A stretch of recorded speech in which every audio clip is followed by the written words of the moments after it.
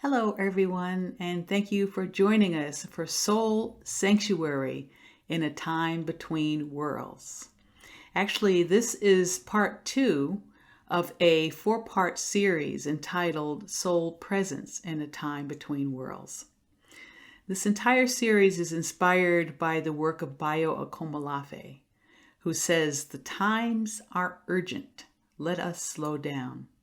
Sanctuary is where slowing down happens."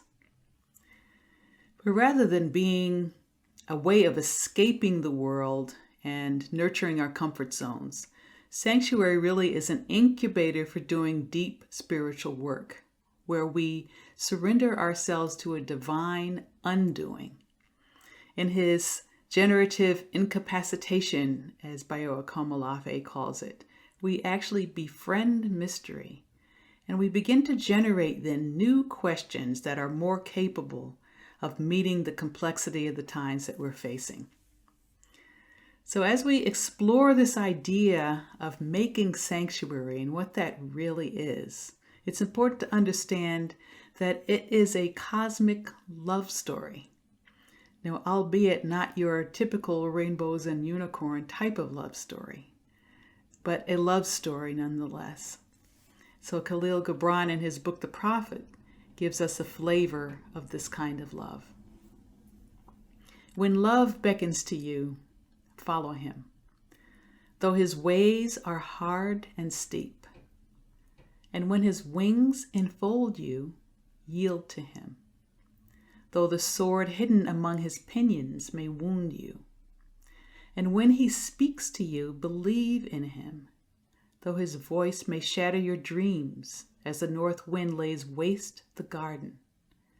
For even as love crowns you, so shall he crucify you. Even as he is for your growth, so is he for your pruning. Even as he ascends to your heights and caresses your tenderest branches that quiver in the sun, so shall he descend to your roots and shake them in their clinging to the earth.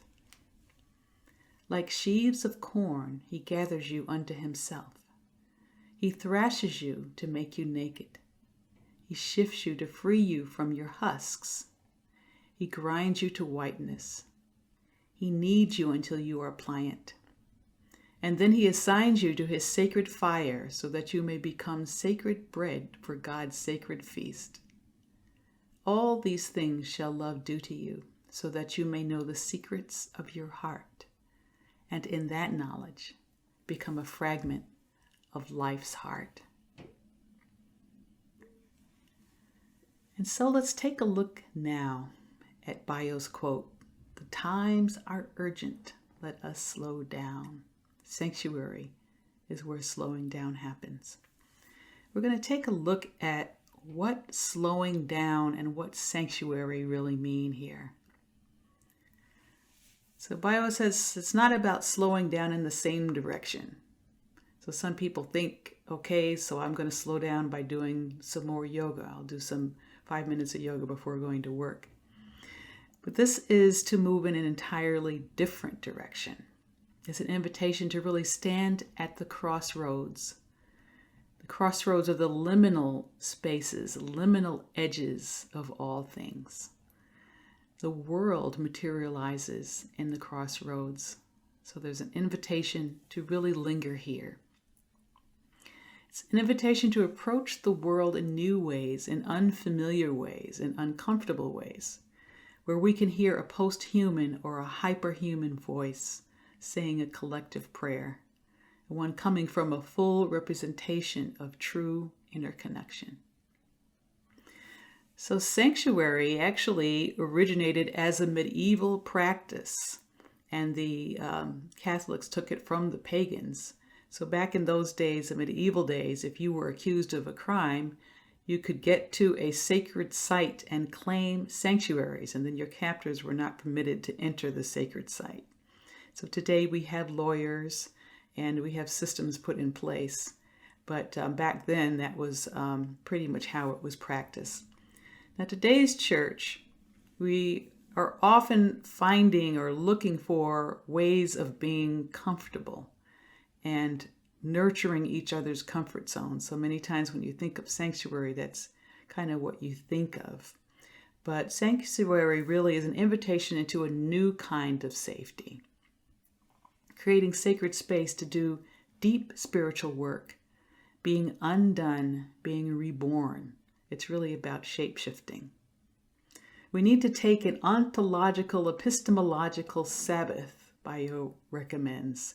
So that's breaking from our current belief structures and the way that we make meaning of the world, particularly those that are based on our current culture. So it is a place of deep inquiry, an invitation to lose our sense of mastery, our winning formula, which is based also on false cultural messages. It's a place where we can hear every true message of how to be in the world. Sanctuary is a sacred space, a place where the modern mind can't go. So as I mentioned, this is a love story, and as with any story, there are a list of characters. The power of story now is that we are invited not to identify with any one particular character, but to really find a place where they all live inside of us, and to see each one as a part of ourselves, to be them all and see how love is choosing to develop the plot in our own lives. So the first character that I want to bring to mind is called the trickster. So Bio says, do not pray exclusively to the ancestors of the land. Make room also for the spirits of the fault line, the new gods that scream through cracks with the first musical notes of worlds to come. The trickster is that part of us that is a disruption to the normal ways of doing things. It's the Kali energy. That's a disturbance to the flatness of modernity. It's the pothole that we come upon in the otherwise smooth road. Recently, Jim, my husband, has had his computer completely die and lost many of his files. So for him, that was the trickster at work there. And this work begins with our discomfort with being uncomfortable, because most of us think that we really should be comfortable all the time.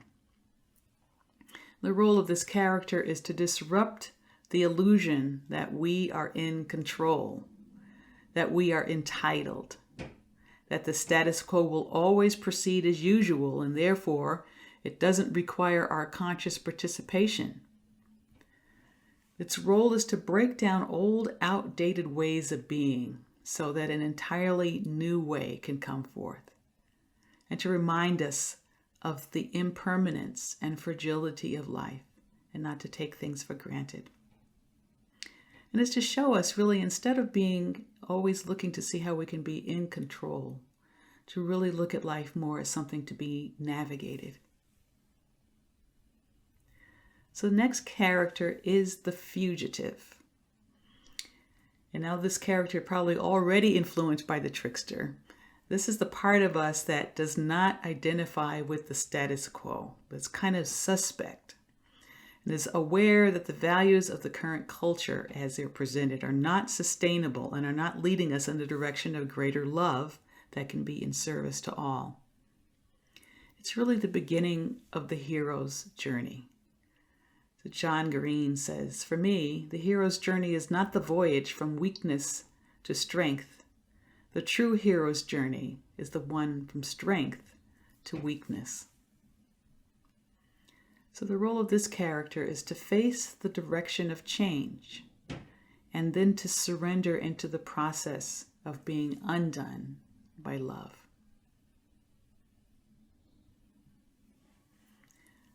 So the third character is the lion.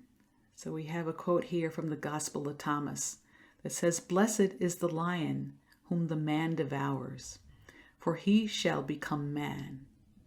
But cursed is the man whom the lion devours, for he shall become man." So the lion is part of us that acts as second force in the birthing of something new, the denying force.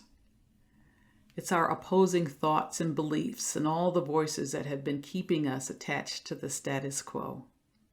So we have this image of man devouring the lion, which is really being able to put our higher thoughts, our higher intentions over the thoughts that would be pulling us down.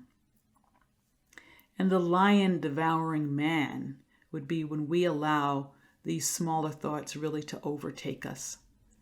Now, interesting in this proverb that both of them become man. So we have one man who is ruled by the higher thoughts and one man ruled by the lower thoughts. So we have an option of which one we will choose to be. So the role of this character really is to provide the appropriate resistance needed in the birthing process. Most of the time we don't think resistance is needed, but there's a beautiful story about the birthing of the gypsy moth. And there was a scientist that wanted to see if she actually helped the gypsy moth to come out of its cocoon, if that would make things better, would make things easier for the gypsy moth. And so there was one gypsy moth that was allowed to just really struggle through breaking through the cocoon, and another one that was helped. And in the end, it turned out that the ones that was helped actually died shortly after birth, because the birthing process, that resistance and the struggle that the moth went through to come out was very necessary to get all of the additional water and fluid out of the wings so that it could truly fly.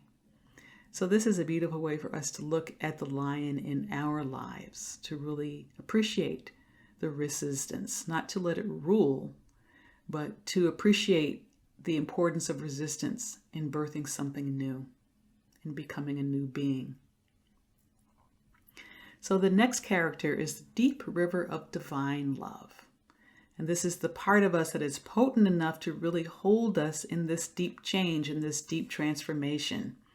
And this is the part of us that is the nurturer, the infilling of us, being in the flow of ever-present love and just allowing ourselves to be completely filled to overflowing by love.